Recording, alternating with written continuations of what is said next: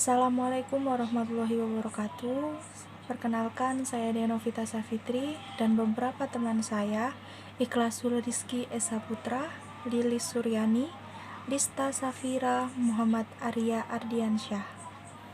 Kami dari kelas SB 03A dan dari kelompok 2 akan mempresentasikan tentang biaya modal dan penerapan pada sumber dana Islam. Saya akan menjelaskan pada slide pertama, yaitu arti penting memahami biaya modal. Biaya modal yaitu biaya yang ditanggung oleh suatu perusahaan sehubungan dengan penggunaan modal tertentu. Biaya modal merupakan konsep yang sangat penting dalam investasi.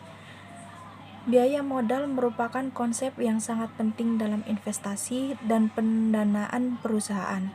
Konsep ini bertujuan menentukan besarnya biaya yang secara real harus ditanggung perusahaan untuk memperoleh atau menggunakan dana dari sumber tersebut.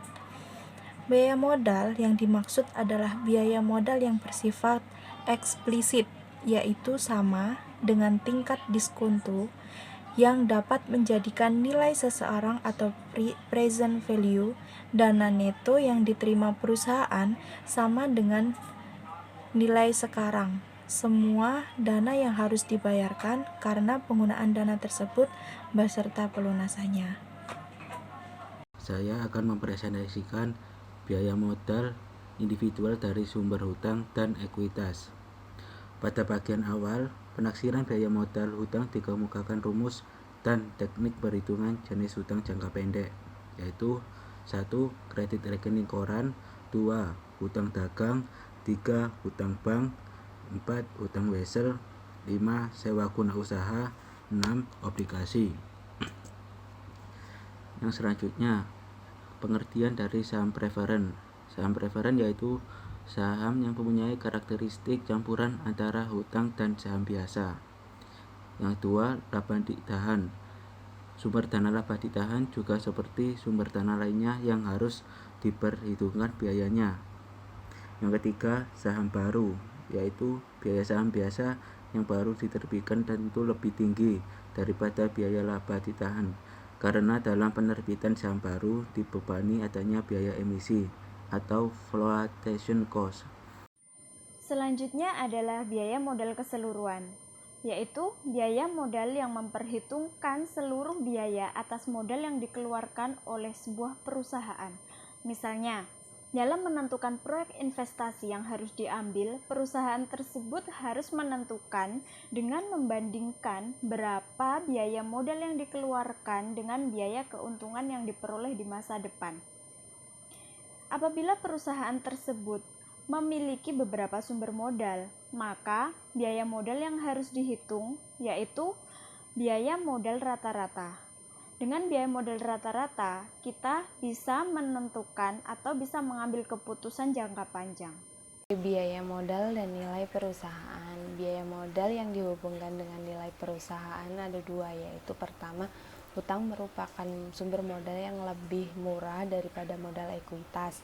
Hal tersebut disebabkan dua alasan, yaitu yang pertama, return untuk sumber dana hutang atau return on debt berupa bunga yang diberikan kepada penyedia hutang yang telah ditetapkan di muka sehingga hutang dianggap kurang berisiko, dan pemegang saham mensyaratkan kompensasi lebih tinggi atau premi risiko untuk membedakan antara dana mereka dibandingkan dengan penyedia hutang. Yang kedua, sistem keuangan konvensional yang berlaku memberikan keuntungan atau penghematan jumlah pajak bagi perusahaan-perusahaan yang melakukan pembayaran bunga atas hutangnya. Manfaat penghematan pajak ini timbul hanya dari penggunaan hutang sebagai pengganti ekuitas, yang selanjutnya dapat menurunkan biaya modal hutang. Kedua, nilai suatu perusahaan merupakan hasil estimasi.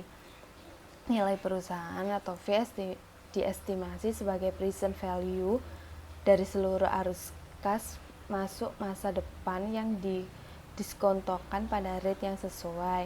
Ketiga, keseluruhan biaya modal atau KO merupakan rata-rata tertimbang dari biaya modal atau WACC tertentu. Fungsi biaya modal dalam metode pemilihan investasi. Penganggaran modal telah diuraikan sejumlah metode penilaian proyek investasi, antara lain NPV dan IRR, yang melibatkan arus kas yang didiskontokan atau DCF. Ketika menggunakan NPV sebagai cara untuk menentukan diterima atau ditolaknya suatu investasi, maka biaya modal berfungsi sebagai tingkat diskonto yang tepat untuk menghitung nilai sekarang atau PV dari arus kas bersih masa depan, yang kemudian dibandingkan dengan jumlah investasi yang dikeluarkan. Ketika metode yang digunakan adalah IRR, maka fungsi biaya modal adalah sebagai hurdle rate atau cut-off rate dalam melakukan evaluasi terhadap usulan proyek investasi. Kriteria keputusan yang ditentukan adalah jika tingkat keuntungan suatu usulan proyek investasi lebih besar daripada modalnya, maka usulan tersebut dapat diterima. Sekian dari kami. Wassalamualaikum warahmatullahi wabarakatuh.